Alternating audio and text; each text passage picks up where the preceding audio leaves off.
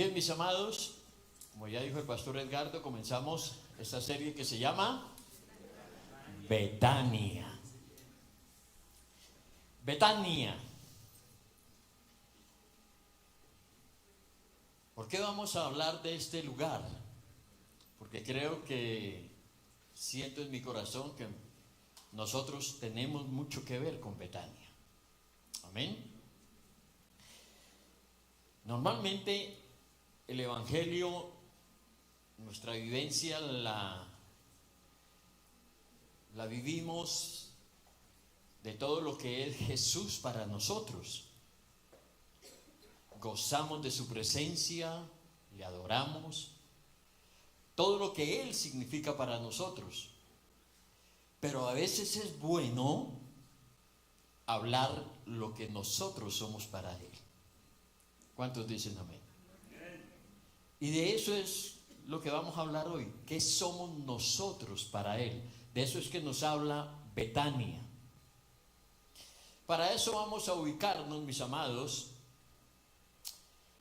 en el texto de Lucas capítulo 10, versos 38 al 42. Un pasaje que me ha gustado desde hace mucho tiempo. El Señor me habló hace mucho tiempo con este pasaje. Y dice así: aconteció que yendo de camino, entró en una aldea, y una mujer llamada Marta le recibió en su casa. Esta tenía una hermana que se llamaba María, la cual sentándose a los pies de Jesús oía su palabra. Pero Marta se preocupaba con muchos quehaceres y acercándose dijo: Señor, ¿no te da cuidado que mi hermana me deje servir sola? Dile pues que me ayude. Respondió Jesús, le dijo: Marta, Marta, afanada y turbada estás con muchas cosas, pero solo una cosa es necesaria. María ha escogido la buena parte, la cual no le será quitada. Esa última parte fue la que me llamó la atención hace muchos años.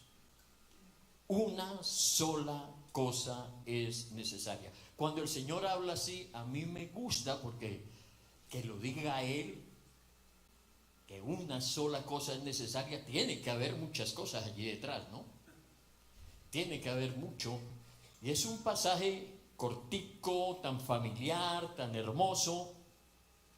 Y aquí no se especifica realmente que sea en Betania, pero en Juan capítulo 11, versículo 1, allí lo podemos ver claramente. Dice: estaba entonces enfermo uno llamado Lázaro de Betania, la aldea de María y de Marta su hermana. Entonces ahí ya sabemos que lo que sucedió en Lucas capítulo 10 es Betania, porque aquí en Juan no lo dicen. Aquí en Lucas simplemente nos hablan de Jesús que viene de camino, mis amados hermanos. Y definitivamente sí viene de un gran camino. Viendo uno, Lucas es un poquito más ordenado en sus recuentos, y uno viendo en los pasajes anteriores, Él viene de Galilea, el Señor viene de la parte de arriba de Israel, ¿no? Él viene por allá del monte Hermón, y donde se cree que fue la transfiguración, y por eso dice yendo de camino. Ya, muchachos, podemos poner el mapita aquí para que nos demos cuenta dónde queda Betania. Los que estuvimos en Jerusalén, ¿quiénes estuvieron en Israel? Y los que van a estar, aquí encontramos a Jerusalén, pero se pueden dar cuenta, Betania es pegadito a Jerusalén. Nos dice también en el Evangelio de Juan que queda a 3 kilómetros. A 3 kilómetros, lo que les dije, esto ya se lo compartía al equipo de líderes de la iglesia, lo que les dije, no tuvimos nosotros la la alegría de que nos llevaron, pero hasta de pronto sí pasamos por allá y no nos dimos cuenta. Porque es que Betania hoy en día es un suburbio de Jerusalén y ya no se llama Betania, se llama Al-Yarzim, algo así, que significa la casa de Lázaro. Ya no es Betania, sino la casa de Lázaro, y queda pegado a Jerusalén, queda un poquito detrás del Monte de los Olivos. Esto solamente es para que sepamos dónde sucedió. Betania, muy cerca de Jerusalén, porque eso es interesante. Eso tiene trascendencia para después de lo que vamos a hablar. Entonces, mis amados, nos encontramos allí que lo que pasa en esta aldea se llama Betania. ¿Betania qué significa? Betania tiene varios significados. Unos dicen que es la casa de los higos, otros dicen que la casa de los dátiles, y hay otro, Edgardo, que es como feíto, pero tendrá algo que ver con todo esto. Vamos a ver el Señor que nos enseña después. Casa de miseria. Dejémoslo como la casa de los hijos. Bien, mis amados, aconteció que yendo de camino, el Señor viene de un camino largo, y dice que entró en esa aldea y una mujer llamada Marta le recibió. Ya vimos entonces que es la aldea donde vive Marta, donde vive María y donde vive Lázaro. Según parece, pues Marta era la mayor allí, porque se nombra de esta manera cuando dice que ella fue quien le recibió en su casa. Es el primer gran detalle que vamos a tener presente, mis amados. Betania, esta aldea, es el lugar entonces, mis amados, donde Jesús es recibido. Ahora, mis amados, cada uno de nosotros hemos recibido a Jesús en nuestro corazón. Amén. Eso esperamos, y si alguien no ha tenido ese paso en su vida, hoy le invitamos que puedan recibir a Jesús en su corazón. Pero como les dije, no vamos a hablar en un aspecto personal, sino qué es Betania, qué significa Betania dentro de este contexto. Betania es el lugar, y hablemos de la iglesia, de la congregación donde se recibe a Jesús. Es diferente que los que estamos aquí, todos hayamos recibido a Jesús, a que como iglesia recibamos a Jesús. ¿Qué significa eso? Porque es que desafortunadamente puede haber congregaciones donde la gente haya recibido a Jesús, pero como congregación Jesús no encuentre un lugar de descanso. Él venía de camino. Recuérdame otra vez cómo es que tú dices. La presencia del Señor es un viajero en busca de descanso. La presencia del Señor es un viajero en busca de descanso. Y recuerdan que de eso hablamos el año pasado ya. Sí, cómo va a ser tiempo, ¿no? Cuando hablamos de Sión. ¿Cuántos recuerdan lo que hablamos de Sión respecto a eso? Salmo 132. Podemos poner el Salmo 132 allí para recordar cuando dice: levántate, oh Jehová, al lugar de tu reposo, tú y el arca de tu poder. Y el verso 14,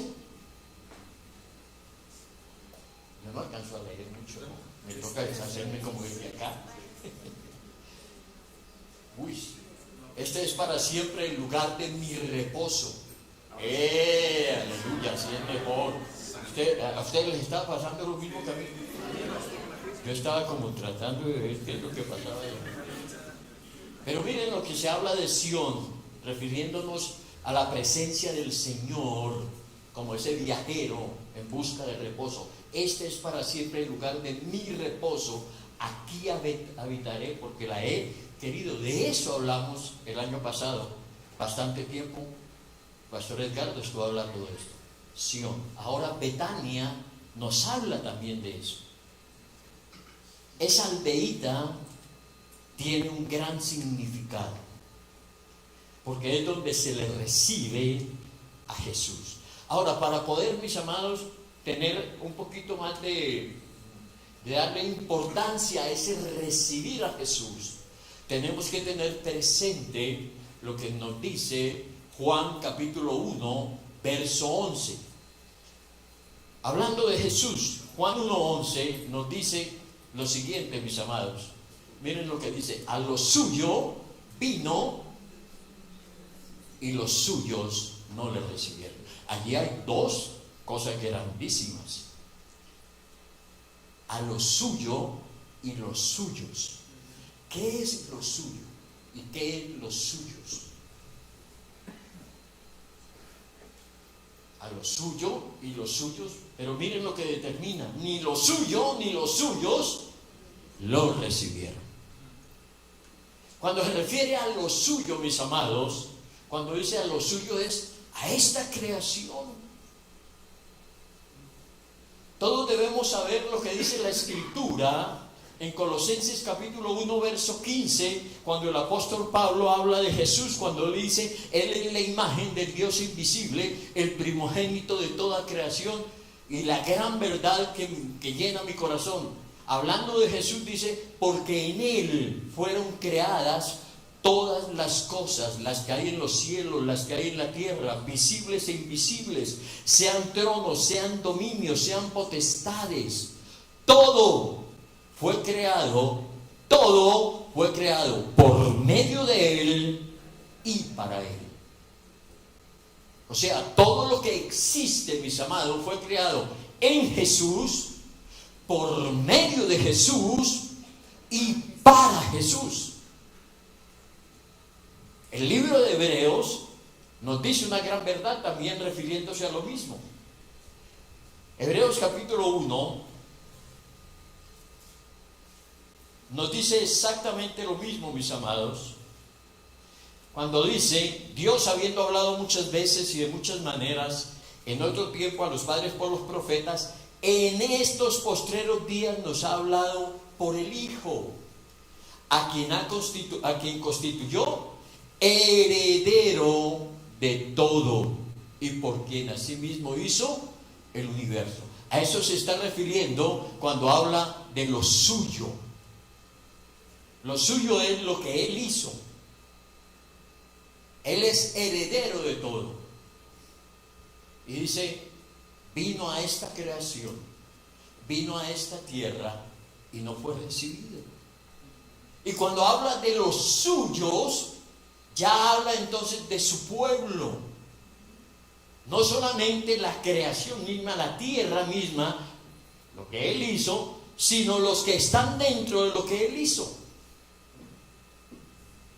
Ahí coge fuerza cuando después dice en Juan que a todos los que le recibieron les da la potestad de llegar a ser hijos de Dios. Pero, mis amados, entonces nos damos cuenta que ya el recibir a Jesús tiene un significado muy profundo. El recibir a Jesús, hablando de lo suyo, miren lo que Jesús dijo. Voy a tratar de cuadrar en Lucas capítulo 9, porque esta es una declaración muy tremenda de Él.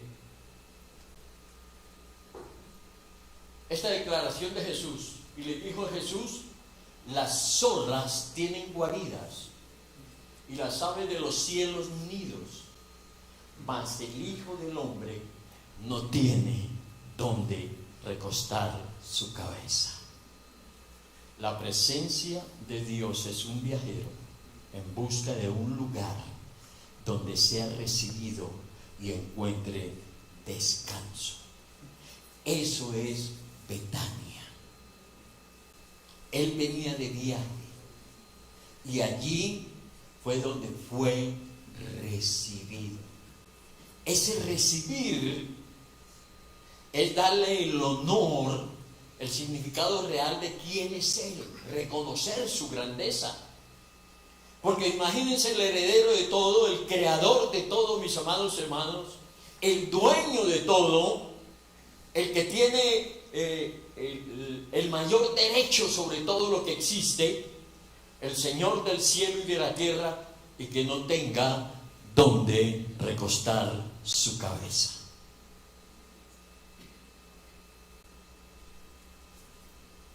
Creo que estamos llamados a ser una congregación donde Él pueda descansar y volvernos una base, un lugar desde donde Jesús encuentre. Había algo que recién convertido yo leí como una cabeza de playa. ¿Saben qué es una cabeza de playa? Como cuando un ejército va a invadir un lugar, a conquistar un lugar, llegan a un punto específico y allí se asientan mientras que llega todo el refuerzo para conquistar todo. Creo que nosotros como congregación, cuando comprendemos qué es recibir a Jesús, nos podemos convertir en una cabeza de playa, una base sobre la cual Jesús, o desde donde Jesús pueda empezar a reclamar los derechos perdidos en esta creación. Entiendan eso, mis amados hermanos. Nosotros como congregación significamos para Jesús la base de operaciones de Él sobre esta creación. Les dije al comienzo, estamos muy acostumbrados, y no está mal, por favor, a mirar solo lo que Jesús es para nosotros, todas las bendiciones de Él hacia nosotros. Pero pocas veces hablamos de lo que somos nosotros como congregación para Él. Recuerden que el libro de Efesios dice lo siguiente, que la iglesia es la plenitud de aquel que todo lo llena en todo. Ahora, entender eso no nos cabe en la cabeza. La iglesia, nosotros somos la iglesia, junto con todas las congregaciones que en el mundo reciben a Jesús. Ojo, no las personas, sino congregaciones en que Jesús es recibido, en que Él es el centro, en el que a Él se le da el lugar. Somos la plenitud de aquel, ojo, que todo lo llena en todo. Él todo lo llena en todo. ¿Qué significa eso? Y nosotros somos la plenitud. Lo que no nos cabe en la cabeza, permitimos que llegue a nuestro espíritu con el sexto sentido que nosotros tenemos, que es la fe. Y permitir que eso entre y llene nuestro espíritu. Saber quiénes somos. No solamente somos un lugar donde venimos a estar bien, a tener un encuentro con el Señor. Gloria a Dios por eso, mis amados. Pero si tuviésemos la conciencia que somos mucho más que una congregación, la plenitud de aquel que todo lo llena en todo, el lugar de descanso y el lugar desde donde Jesús puede empezar a actuar. Cabeza de playa, se me ocurrió. Eso lo leí recién convertido y nunca había escuchado eso. Ahorita me acordé.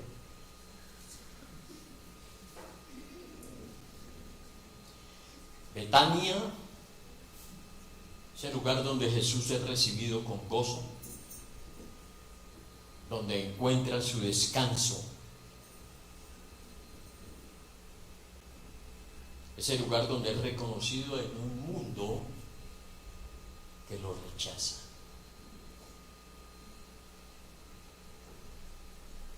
Le damos su verdadero lugar, el lugar de honor.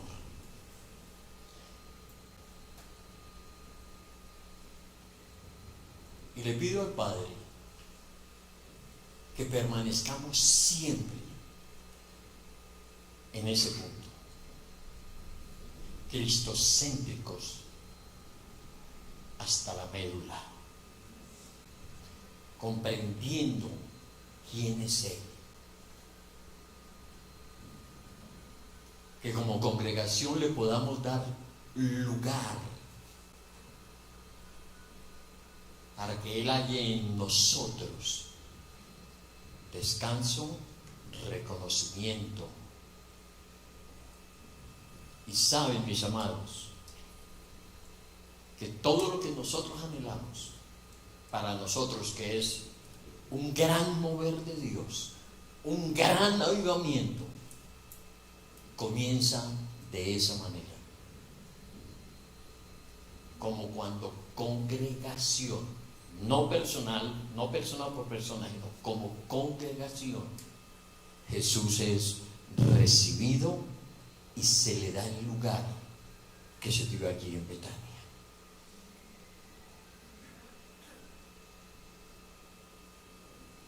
Podemos tener la experiencia como congregación de Marta, una congregación que pueda servir mucho a Jesús.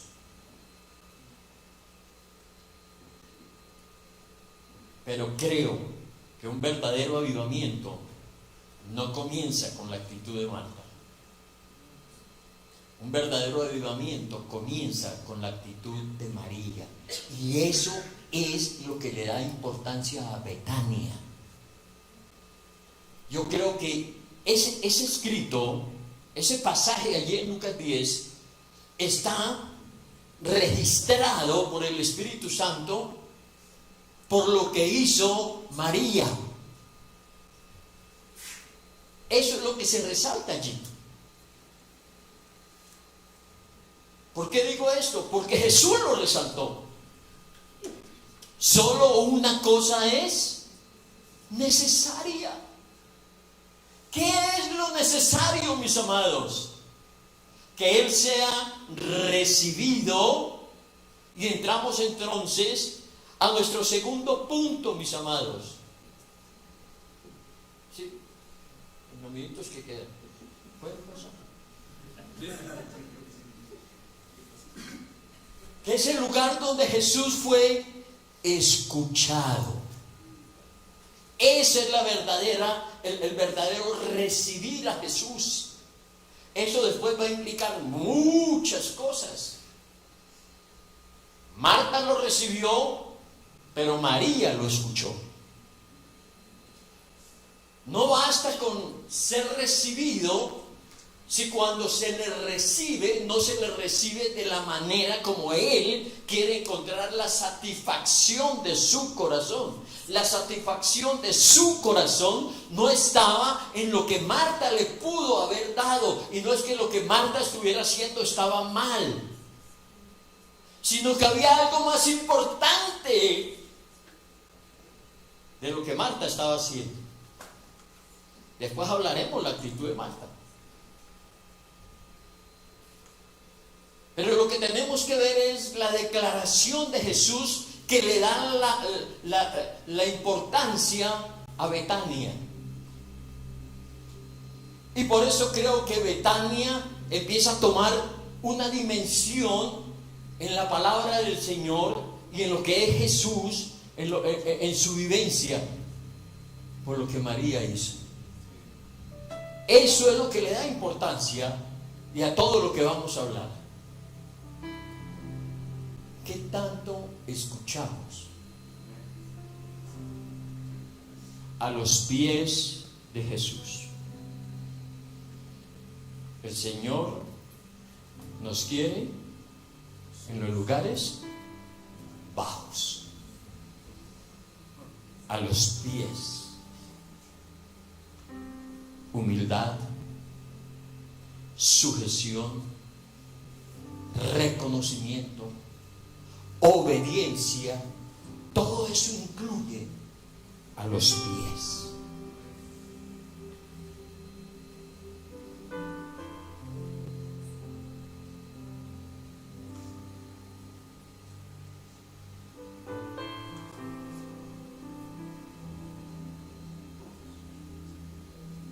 Betania, el lugar de descanso donde he recibido, pero segundo, el lugar donde es escuchado, donde él encuentra satisfacción. ¿Por qué hablo de la satisfacción?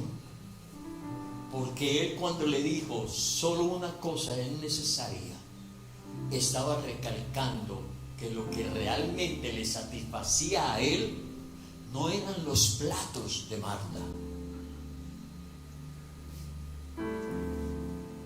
era el corazón de María. Eso es lo que lo satisface a él. Rápidamente, para cerrar hoy acá, miren la importancia de Betania, para que le tomemos un poquito más de sabor a esto. Miren lo que sucede en Marcos capítulo 11, mis amados.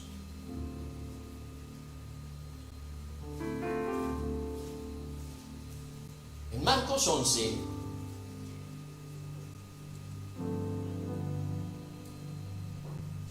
si ustedes abren sus Biblias, no las abren porque las traen esa ahí en sus aparatos, pues entonces miren en sus aparatos. Como les digo, yo sigo teniendo mi morenita. Es curioso, mira, Marcos comienza con la entrada triunfal de Jesús a Jerusalén. Es todo lo que antecede lo que vamos a hablar. ¿Qué puede estar pasando en el corazón del Señor cuando se habla de la entrada triunfal de Él a Jerusalén?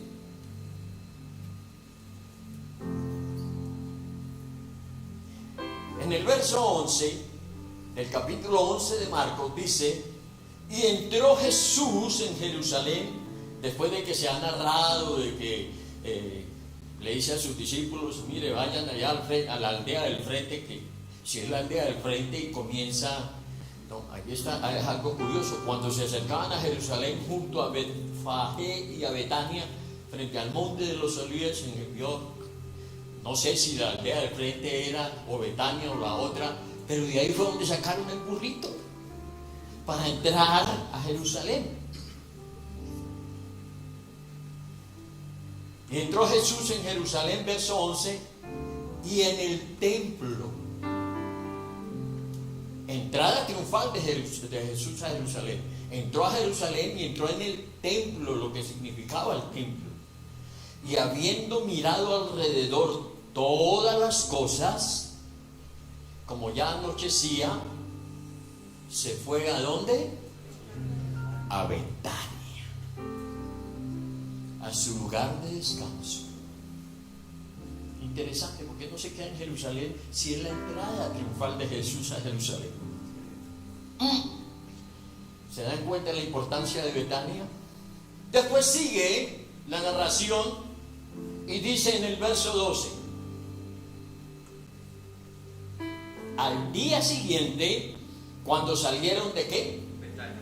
De Betania, tuvo hambre y se encuentra allí con el pasaje de la higuera. No encuentra nada en la higuera. ¿Y qué? Y la maldice. Pero nos encontramos con el verso 15, mis amados, que es la famosa purificación del templo.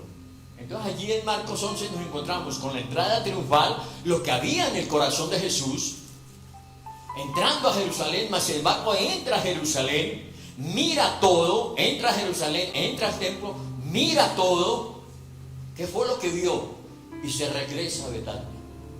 Sale al otro día de Betania, tiene hambre, maldice la higuera y después entra y dice: Vinieron pues a Jerusalén, y entrando Jesús en el templo comenzó a echar fuera a los que vendían y compraban en el templo, y volcó las mesas de los cambistas y las sillas de los que vendían palomas, y no consentía que nadie atravesase el templo llevando un utensilio alguno. Escuchen esto, ya terminamos. Y les enseñaba diciendo: ¿no está escrito: mi casa será llamada casa de oración para todas las naciones? Mas vosotros la habéis hecho cueva de ladrones. Y lo oyeron los escribas y los principales sacerdotes, y buscaban cómo matarle porque le tenían miedo, por cuanto todo el pueblo estaba admirado de su doctrina. Pero al llegar la noche, Jesús salió de la ciudad. Y Mateo, refiriéndose a lo mismo, nos dice en Mateo capítulo 21, verso 17, rápidamente, que es la misma purificación del templo, termina diciendo: y dejándolos salió fuera de la ciudad a Betania y posó allí. Entra el Señor Jesús a Jerusalén, entrada triunfal, ramas, todo el mundo aclamándole: Hosana, Hosana. Mas sin embargo él va al templo, el templo que era para Jesús su casa, casa de oración. Mas sin embargo no encontró eso. Por eso hace todo lo que hace allí. Voltea las mesas, saca a todo el mundo. Y termina el relato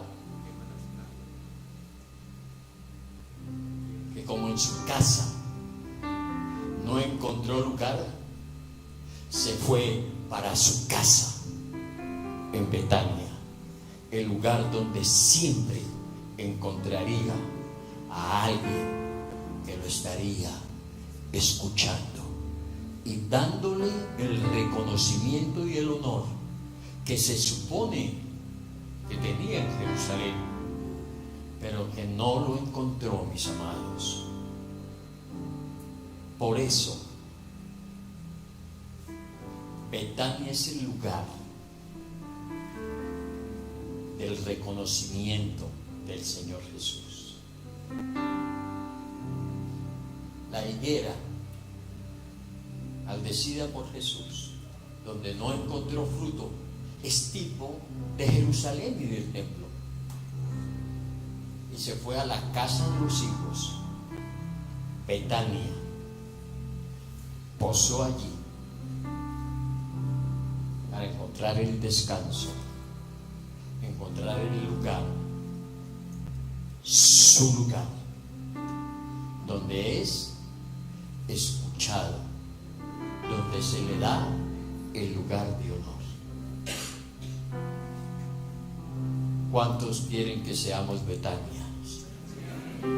Por hoy dejemos así, y el próximo domingo seguimos hablando un poquito más allá de Betania. Que el Señor me lo continúe bendiciendo, mis amados hermanos.